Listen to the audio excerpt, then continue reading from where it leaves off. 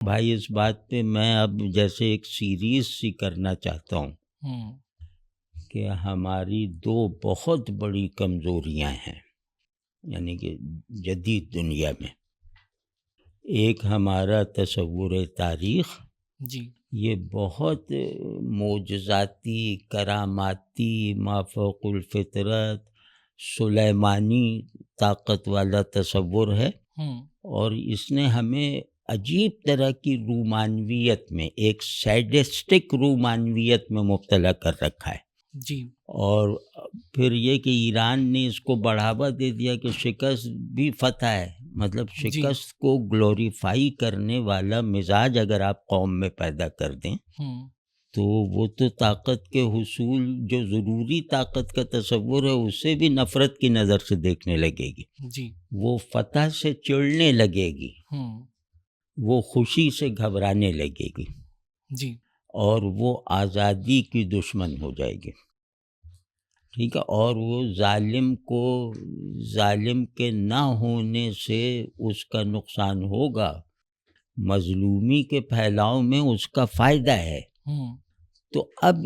یہ ایک تصور تاریخ ہے جو بالکل رومانوی، اور دوسرا تصور تاریخ ہے وہ پیگن تصور تاریخ، قبائلی تصور تاریخ، کہ جیسے کہ 1000 برس پہلے نہیں ہوا تھا، بالکل، تو اب 1000 برس پہلے تلواروں کی لڑائی تھی، طاقت کا توازن اتنا زیادہ نہیں بگڑا ہوا تھا، تو ہم اپنے ماضی کی فتوحات کو اپنے حال کی شکستوں کا سبب بنا رہے ہیں۔ اس کو ہم نہیں سمجھ رہے کہ ہم کتنا بڑا بلنڈر کر رہے ہیں۔ دوسرا یہ کہ ہمارا تصور قوت، جی یہ بہت زیادہ قبائلیت رکھتا ہے، اور اس قوت کے ایک تو قوت کا منفی تصور غالب ہے ہم پہ، جی یعنی نقصان پہنچا سکنے والی قوت۔ ہم قوت کو اس کے پورے ڈائنامکس کے ساتھ ہم نے کبھی نہیں جانا، جی مطلب کہ قوت بندوق میں بھی ہے، قلم میں بھی ہے، کردار میں بھی ہے، اور قوت کا اصل مقصود ہے سکون اور امن۔ جی قوت کا اصل مصرف اعلان جنگ نہیں ہوتا، اعلان جنگ کی نوبت کمزوری کی وجہ سے آتی ہے، طاقتوروں کو جنگ لڑنے کی ضرورت نہیں ہوتی۔ تو ہمارا پورا تصور قدرت و طاقت جیسے الوہی قدرت کے دعوے کے ساتھ ہے۔ تو یہ بہت، مطلب آپ کا اگر تصور کمزوری اور تصور طاقت یہی irrelevant ہو جی تو اس کا انجام یہی ہوتا ہے جو ہم دیکھ رہے ہیں۔ حضرت میں نے یہ سوال جان بوجھ کے آپ سے کیا کہ کبھی کبھی یہ بات کہی جاتی ہے کہ ہم تاریخ کے سفر میں پیچھے رہ گئے، یعنی دنیا، قومیں جس طرح سوچتی ہیں اور اپنے آپ کو تشکیل دیتی ہیں، ان کا نظام تعلیم جس نوعیت کا ہے، سیاسی سماجی اقدار جس نوعیت کی ہیں، فرد کا ریاست کے ساتھ تعلق جس نوعیت کا ہے، جس کو عام زبان میں سوشل کانٹریکٹ بھی کہا جاتا ہے، وہ سب یعنی جیسے ری نیگوشیٹ ہوا، اور وقت کے ساتھ ساتھ اس میں ایک نئی قوت ڈالی جاتی رہی، اور یعنی جن قوموں کی ہمیں مثالیں دی جاتی ہیں ان کی وہ حالت ہمیں نظر آتی ہے آج، اور ہمارے ہاں ان میں سے کوئی بھی عمل ہوتا نظر نہیں آ رہا، یا ابھی تک نہیں آ رہا۔ یعنی کچھ ہوا تھا ایران میں شاہ کے زمانے میں، انہوں نے اعلیٰ درجے کی جو تعلیم کے ادارے کھولے اور اس کے پروڈیوس بھی کیے۔ اس زمانے میں ایرانی جیسے عالم اسلام میں بڑا ذہن بننے کے عمل میں تھے، ایک مرکزی دماغ، تو وہ بھی دیکھ لیے کہ وہ سب ادارے اجڑ گئے نا سارے۔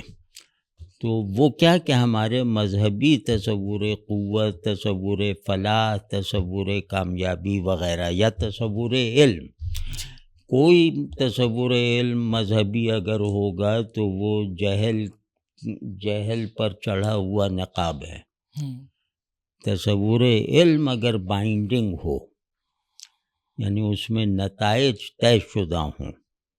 اسباب طے شدہ ہوں، تو اس کا مطلب ہے کہ یہ اس دماغ میں علم سے مناسبت کا امکان ہی نہیں ہے. تو علم تو ہمیشہ اس پہ ہوتا ہے نا، دیکھتا ہوں، چلو یہ نہیں ہوا اب وہ دیکھتا ہوں. جی یعنی یہ چیزوں کو بے پردہ کرنے کی ایک متجسسانہ کوشش ہے، اس وہم کے بغیر کہ میں حقیقت تک پہنچوں گا. جی تو آپ نے مذہب کو علم بنا دیا. یعنی مذہب جو ایک طرح کی ایگزسٹینشیل کنڈیشن ہے، آپ نے اس کو لاجیکل اور سائنٹیفک اور فلاں اور ڈماغ بنا کر اور اسی کو علم حقیقی ڈکلیئر کر کے جی علم کے تمام میدانوں کو روند ڈالا. جو اللہ نے بنائے تھے علم کے میدان، انہیں آپ نے مذہبی تصور علم سے روند ڈالا. تو یہ ایک ہم لوگوں نے کی تھی. ہم شاید دنیا میں واحد تہذیب ہیں یا بڑی تہذیبوں میں سے ایک ہیں کہ ہم نے شعور کی تربیت اور وجود کی نشو و نما کو ایک کر کے دکھایا تھا. یعنی ہم نے دماغ کو دنیا میں اور اپنے ہونے کے احوال کو دین سے منسوب کر دینے میں ایک بے مثل کامیابی حاصل کر کے دکھائی تھی.